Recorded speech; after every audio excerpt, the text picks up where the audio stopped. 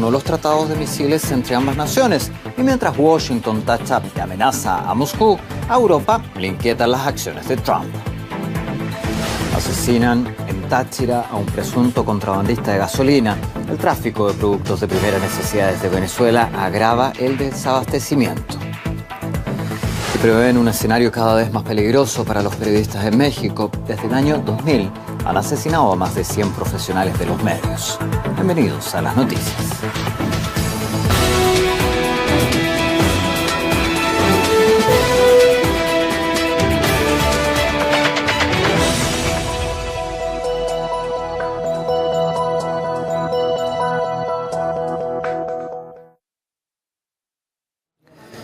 En Jerusalén se han producido grandes concentraciones en la puerta de Damasco de la Ciudad Vieja. Previamente, el movimiento islamista Hamas proclamó el 8 de diciembre como el Día de Ira, después de que el presidente estadounidense reconociera la ciudad sagrada como capital israelí y anunciara sus planes de trasladar allí la embajada norteamericana. Mientras, en varias áreas de Cisjordania ya se han iniciado violentos enfrentamientos que, según fuentes médicas, han causado más de 200 heridos. La jornada anterior, los choques se saldaron con más de 100 lesionados. Además, el ejército de Israel informó el lanzamiento de 3 proyectiles desde la Franja de Gaza. Uno de ellos impactó en suelo israelí. Los militares del país hebreo, por su parte, respondieron utilizando tanques y aviones. Las declaraciones de los ciudadanos muestran la división que vive la sociedad en este territorio.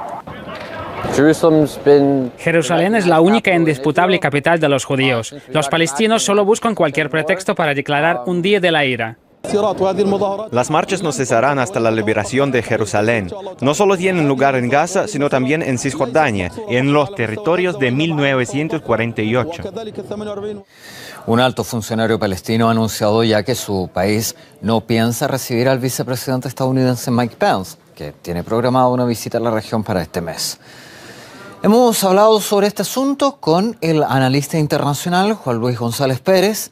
Él considera que, a pesar del rechazo de Oriente Medio y también por parte de la comunidad internacional, Donald Trump no cambiará su decisión sobre Jerusalén. Lo único que podría frenar la violencia en Palestina sería que Estados Unidos volviese a la legalidad internacional, acatara las resoluciones de Naciones Unidas y revocase su decisión de trasladar a Jerusalén su embajada. Pero, desgraciadamente, creo que a estas alturas ni siquiera eso sería suficiente. A ello creo que habría que añadir el anuncio del cese de la limpieza étnica que Israel está poniendo en práctica en Jerusalén desde hace décadas y, sobre todo, el inicio de conversaciones de paz sobre la base de las resoluciones de Naciones Unidas para que este tipo de cosas no vuelvan a suceder en un futuro.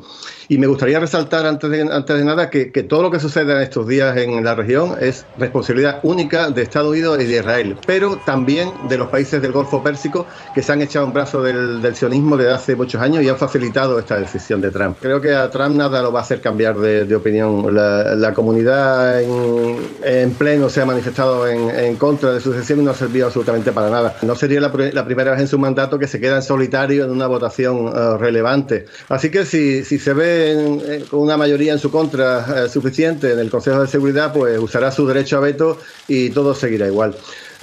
Parece que su base electoral le sigue fiel a pesar de todo, así que no tiene mucho de lo que preocuparse. Y de los aliados que, como comentabas, regionales como Arabia Saudí, pues van a seguir siendo fieles a Estados Unidos, haga lo que haga, aunque tenga que públicamente manifestar su discrepancia ante esta decisión.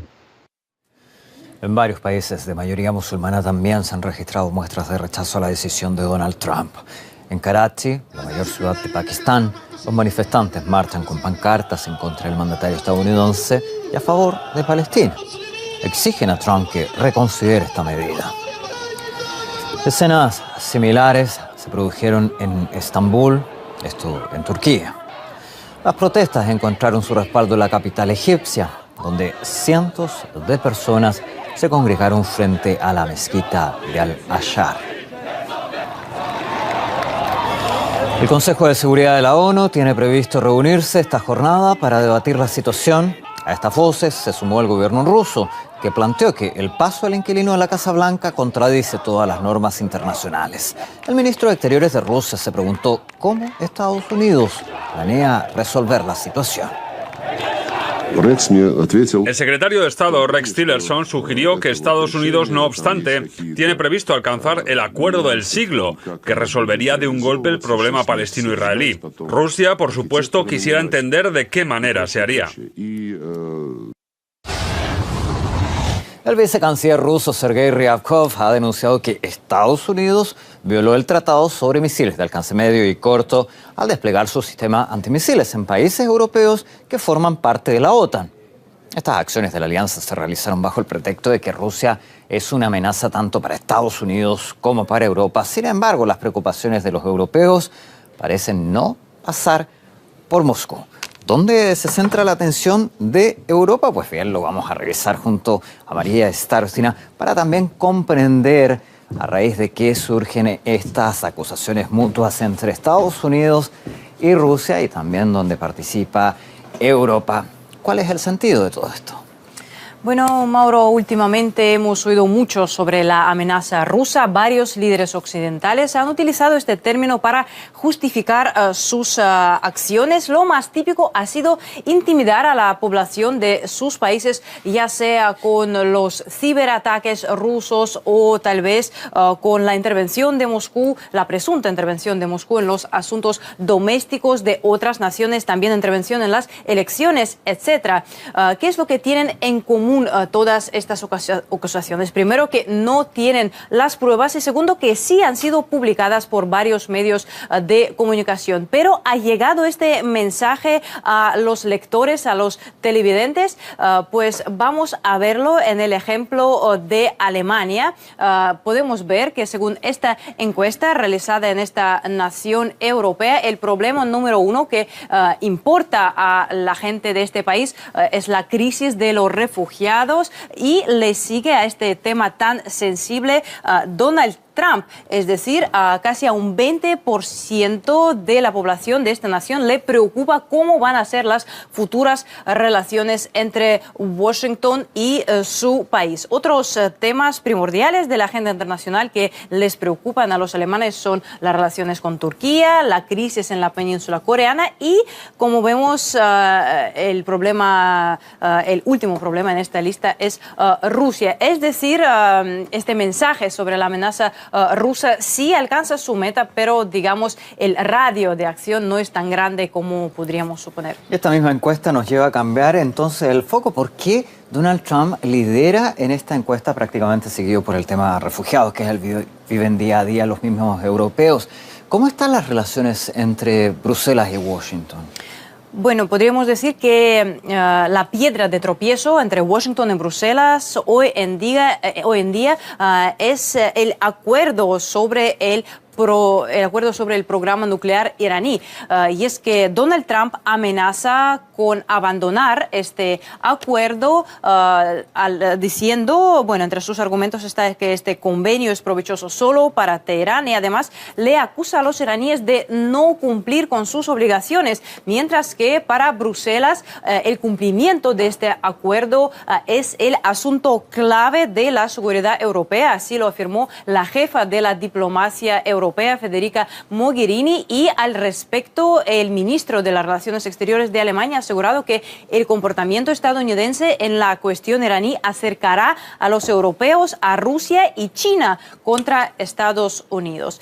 Y China es un asunto aparte, y es que también hay varias discrepancias en las relaciones entre Estados Unidos y este gigante asiático. La principal divergencia será la solución de la crisis en la península coreana, mientras que Estados Unidos sigue insistiendo en que hay que presionar a Pyongyang con las sanciones y prácticamente destruir el régimen de Kim Jong-un. China permanece sigue siendo su principal socio y insiste en que hay que negociar.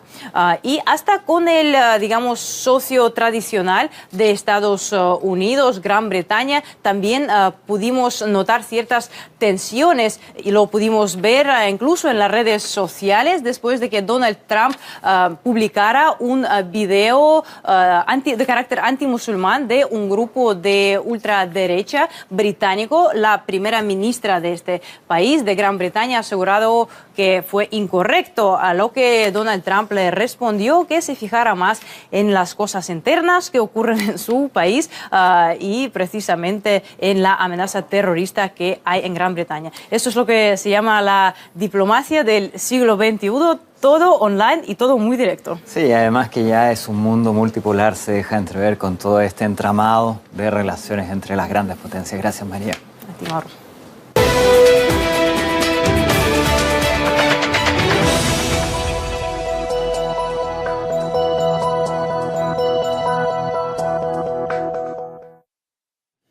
En la zona norte del estado Táchira, en Venezuela, han acribillado a balazos en la vía pública a un presunto contrabandista de gasolina. Según el informe preliminar de la policía, se trataría de un ajuste de cuentas. El tráfico de combustible y de alimentos por la frontera con Colombia es un fenómeno difícil de erradicar. A la falta de leyes severas por parte de Colombia, prospera un negocio ilegal que agrava la situación económica de Venezuela. Eric Ortega Sanoja ha investigado este asunto desde la propia zona del contrabando. Este video se ha hecho viral en Venezuela. Recoge el momento en que un contrabandista naufraga cuando intentaba sacar combustible venezolano hacia Colombia. Un negocio cada día más lucrativo. En San Antonio del Táchira, 1 litro de gasolina de 91 octanos cuesta 1 bolívar. En Colombia, 1 litro del combustible equivalente cuesta 34.816 bolívares. De ahí que fuertes mafias se hayan enquistado en casi 300 pasos fronterizos en los más de 2.219 kilómetros de límites comunes. Analistas critican que Colombia aplique leyes que favorecerían y legalizarían el contrabando. Mire, el gobierno colombiano incluso es tan complaciente que produce normativas en el marco de la ley 191 de 1995, que es la ley de frontera en Colombia. Han logrado desarrollar y orquestar toda una estructura jurídico-legal que le ha dado basamento a esta actividad. Thanos calcula que unas 16 millones de personas estarían aprovechándose de este negocio ilegal que ya ha traído conflictos entre los dos gobiernos. El señor presidente Nicolás Maduro ofreció a Colombia, en una reunión que asistimos en Puerto Ordaz, ventas de combustible a Colombia subsidiada en pesos colombianos. Eso fue imposible, no pudimos. ¿Por qué? Porque Colombia tiene la frontera cerrada. Las estructuras mafiosas han salpicado a funcionarios de ambos estados. Y hemos hecho grandes esfuerzos y aquí hemos detenido a un número importante de autoridades civiles, militares y policiales para frenar el contrabando.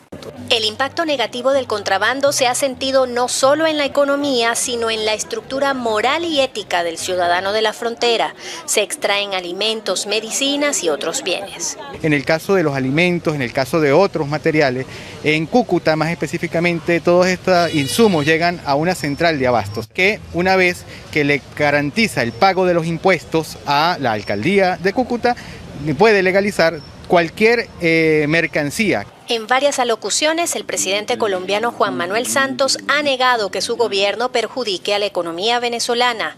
El desabastecimiento en Venezuela no es culpa nuestra. Que se está viniendo mucho producto de contrabando, sí.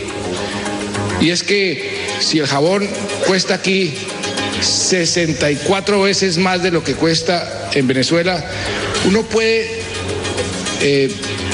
construir una frontera de 50 metros de alto durante 2.500 kilómetros de frontera, 2.200 kilómetros, y ese jabón va a ir le da la vuelta al mundo y llega a Colombia de alguna forma, porque esa diferencia de precio es muy complicada de administrar. Pero en el mismo año 2015, cuando Santos ofrecía estas declaraciones, Colombia emitía la ley 1762 anticontrabando, que no establece penas para quienes introduzcan a Colombia hasta 20 galones de combustible por sitios no autorizados. De ahí el surgimiento con mayor fuerza de los llamados pimpineros colombianos, que en ese mismo periodo protestaron a su gobierno la falta de aplicación de estrategias de generación de fuentes de empleo formales. Algunos se preguntan si este tipo de acciones sistemáticas responden únicamente a un objetivo económico o si existe en todo esto un trasfondo político, especialmente cuando Santos ha recibido en la zona fronteriza al vicepresidente de los Estados Unidos, Mike Pence, a pocos días de que Donald Trump amenazara con una opción militar a Venezuela. Entre tanto, Venezuela sigue resistiendo lo que los analistas califican como un desangre económico a través de sus fronteras. Erika Ortega Zanoja, RT, Caracas. El Tribunal Supremo Electoral de Honduras anuncia un recuento parcial de los votos de las elecciones presidenciales. La medida se ha hecho pública por el presidente de este organismo y afecta exactamente a 4.753 mesas. Sus resultados no se transmitieron el mismo día de los comicios. Hemos tomado muy en cuenta las recomendaciones de la OEA, hemos tomado muy en cuenta las recomendaciones de la Unión Europea y en estricto apego al marco legal y en base al reglamento y a las facultades que tenemos como magistrados del Tribunal Supremo Electoral por decisión del Pleno, la cual nos permite revisar el escrutinio realizado por los demás organismos electorales, el Pleno de Magistrados ha determinado abrir hasta 4.753 mesas. La medida responde a una demanda de la OEA, que actúa como observador en este proceso electoral, y a varias denuncias de fraude realizadas por la oposición. Ya han pasado casi 2 semanas de los comicios y la incertidumbre se ha convertido en el principal detonante de una ola de violencia desatada en el país. Los últimos resultados indican que el actual mandatario, Juan Orlando Hernández, obtuvo casi un 43% de los votos contra el 41% de Salvador Nasralla. La alianza de oposición contra la dictadura asegura que los partidarios del presidente cometieron irregularidades y acusan al Tribunal Supremo Electoral de no ser neutral. Crece la preocupación por los periodistas que trabajan en México y Centroamérica. En un evento en la Ciudad de México dedicado a los profesionales de la información, calificaron de complicado su panorama por los peligros que existen para ejercer este oficio en la zona. Y es que este año los pronósticos prevén que la cifra de comunicadores asesinados en México supere a los 11 del año pasado. Emma Torres nos trae más datos. Si te pregunto, ¿qué profesión es la de mayor riesgo en México? Probablemente vendría a tu mente el ser periodista. Y es que las cifras son impactantes. La organización Artículo 19 indica que desde el año 2000 han sido asesinados 109 periodistas, 93% de ellos hombres, con una tasa de mayores homicidios durante el sexenio del expresidente Felipe Calderón. Pero si hacemos un análisis en un determinado lapso de tiempo, por ejemplo, en el periodo comprendido entre 2006 y agosto de 2016, los crímenes ocurridos contra comunicadores fueron de 82, cifra que de acuerdo con información presentada por la Asociación Nacional de Alcaldes, la ANAC, fue superada por 86 muertes de quienes ocupaban el cargo de presidentes municipales. La estadística más alta de ataques fatídicos a alcaldes se dio de igual forma en el sexenio calderonista, entre 2006 y 2012. La misma ANAC ha mapeado 4 zonas de riesgo y ha señalado a los estados de Durango, Michoacán, Veracruz y Oaxaca como los más peligrosos para quienes ocupan este cargo de elección popular. Para el gremio periodístico son Veracruz, Tamaulipas, Chihuahua y Guerrero las entidades con mayor incidencia. El riesgo de morir por un trabajo ha llegado a la clase política, quien ha exigido al gobierno federal la implementación de un protocolo que garantice su seguridad, algo similar al actual mecanismo de protección para personas defensoras de derechos humanos y periodistas, que hasta el momento no ha sido suficiente para frenar esta ola de violencia. El gobierno de Corea del Sur ha creado una nueva unidad destinada a luchar contra su vecino de la península en caso de una guerra. Vamos a revisar esta noticia, esta información, junto a otros contenidos de nuestra página web. Y es que Corea del Sur ha creado esta unidad de decapitación, lo que implica básicamente 2 objetivos: poder asesinar, matar a los líderes de Pyongyang, entre ellos a Kim Jong-un, y además poder destruir las instalaciones estratégicas de Corea del Norte. Aquí además pueden encontrar un paralelo en el potencial militar estratégico entre Corea del Sur y su vecino del norte. También vamos a mostrarles estas fuertes imágenes que fueron grabadas en septiembre. Recién ahora se dan a conocer luego de que Rusia y Siria anunciaran la destrucción completa de los yihadistas del autodenominado Estado Islámico en Siria.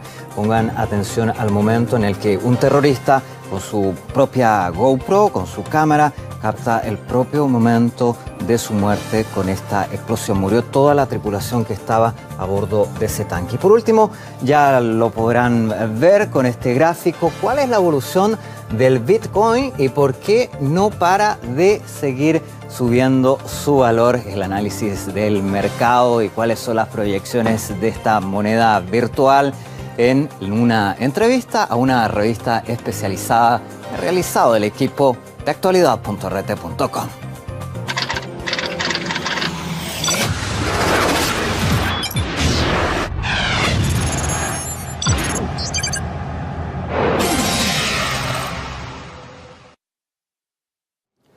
Momento de echar un vistazo a más noticias en breve. El Reino Unido y la Unión Europea han logrado avances importantes en las negociaciones sobre el Brexit, que abren paso a una nueva etapa en este proceso de divorcio.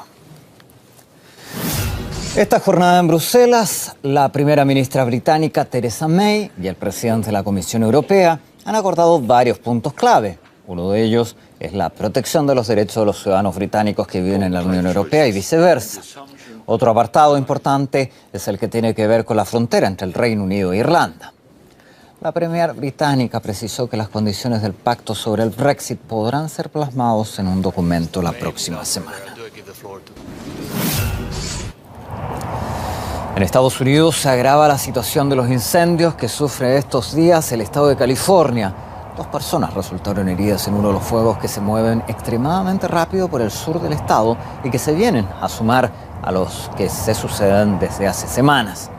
No se han revelado más datos sobre su gravedad de sus quemaduras. Se ha decretado en la zona una alerta morada, el nivel más alto debido a la intensidad de los vientos secos y huracanados que hacen inútiles los esfuerzos por combatir la propagación de las llamas. Los incendios desatados la noche del pasado lunes han obligado a evacuar a más de 200.000 personas y han puesto en peligro cerca de 12.000 edificaciones.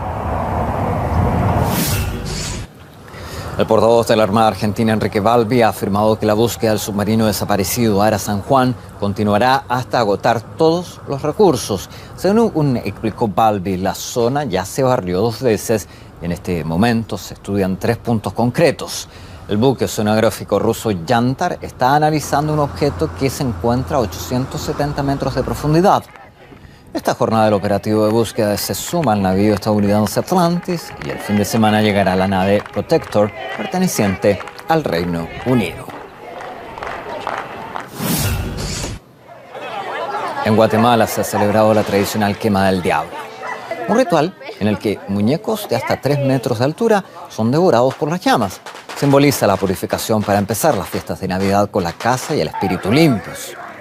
Miles de personas han salido a las calles para ver arder a un supuesto diablo y según la creencia popular el demonio se esconde entre los objetos viejos y por esta razón la tradición guatemalteca recomienda quemarlos en la hoguera. La Cámara Baja del Parlamento ruso llama a poner fin a las acusaciones infundadas contra los deportistas de este país y sacar las injerencias políticas del mundo del deporte. Esta declaración se produce después de que el Comité Olímpico Internacional permitiera al equipo ruso participar en los Juegos Olímpicos del 2018 solo bajo la bandera neutral. En nuestra nueva edición del programa especial hablamos de las controversias del sistema de la Agencia Mundial Antidopaje y analizamos la transparencia de estas organizaciones. Les ofrecemos un fragmento. Toda la industria antidopaje es un gran engaño, es absurda. Está llena de contradicciones, llena de hipocresía. No es transparente, nadie sabe de dónde viene el dinero ni a dónde va, cómo se ha gastado o en qué se ha gastado. La AMA debe desaparecer, eso está claro como el día. Hay que volver a crearla desde cero. Hoy en día la AMA me recuerda a un tumor canceroso que se aloja en un organismo, se aprovecha de todo lo que hay en ese organismo, vive de él, lo mata y muere él mismo. Está claro que todas las organizaciones antidopaje reciben mucho dinero de sus países y lo que dicen constantemente es que están a punto de encontrar una solución perfecta al problema, pero que aún no han dado con ella y que necesitan más fondos, ¿no es así? A mí me parece que el problema nunca será resuelto.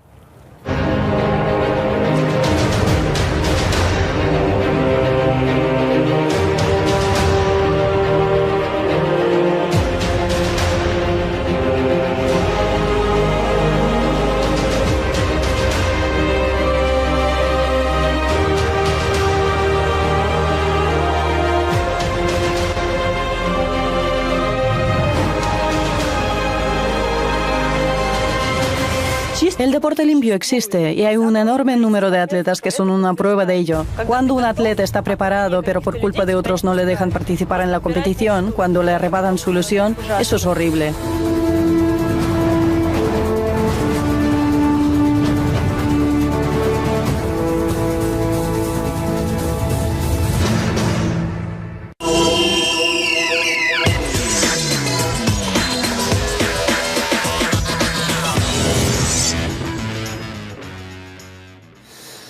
La erupción de una ambulancia rusa en el centro de Estocolmo ha generado todo tipo de reacciones en las redes sociales. Un usuario de Twitter difundió esta foto en la que aparecen los médicos rusos en el centro de la capital sueca. Algunos internautas comentaron con ironía que el vehículo era un submarino sobre la tierra, refiriéndose a la presunta aparición de un sumergible ruso en las aguas territoriales del país nórdico en 2014, que generó una fuerte polémica por aquel entonces. Otros usuarios pensaron que la ambulancia se había desplazado de Estocolmo a prestar asistencia médica a un empleado de la embajada rusa. Posteriormente se supo que los doctores proporcionaron los primeros auxilios a un hombre mientras estaban efectuando el traslado de un ciudadano ruso a su país. Teníamos una hospitalización prevista desde Suecia, desde la ciudad de Örebro, a una clínica de San Petersburgo. Se trata de un ciudadano ruso con una lesión grave. Fuimos por él allá. Recogimos al paciente y a la vuelta, en Estocolmo, poco antes de que saliera el ferry que nos iba a traer, un grupo de gente nos pidió que parásemos. Nos enseñaron a un hombre tendido en el suelo. Por supuesto, como haría cualquier médico, nosotros le dimos los primeros auxilios. Momento ahora de hacer una pausa y ya regresaremos.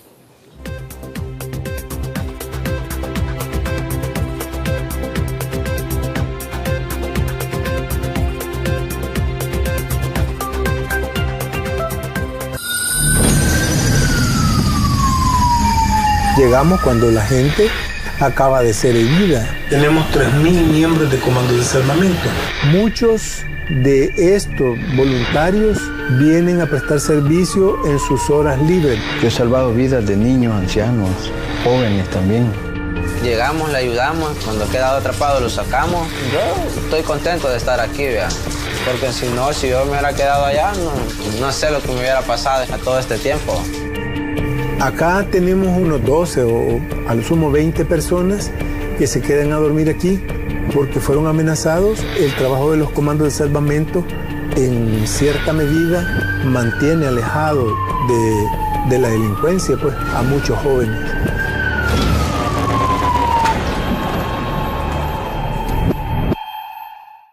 Esta es la enorme verja fronteriza que actualmente separa Estados Unidos de México. Tijuana es un cementerio de sueños rotos, en donde el muro llega a dividir hasta lo inimaginable.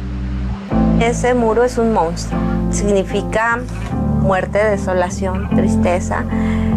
El tú poderte tocar solamente con el dedo meñique con tu familia es como si estuvieras en una jaula, como si fueras un animal. No sé cómo has llegado tú hasta aquí, porque parece que la situación es muy diferente allí, ¿no? Totalmente diferente, Nicolás. La restricción la tienes de tu lado, que la policía de Estados Unidos no los deja acercarse. Pero aquí cualquier mexicano puede acercarse e intentar, pues, hablar o gritar.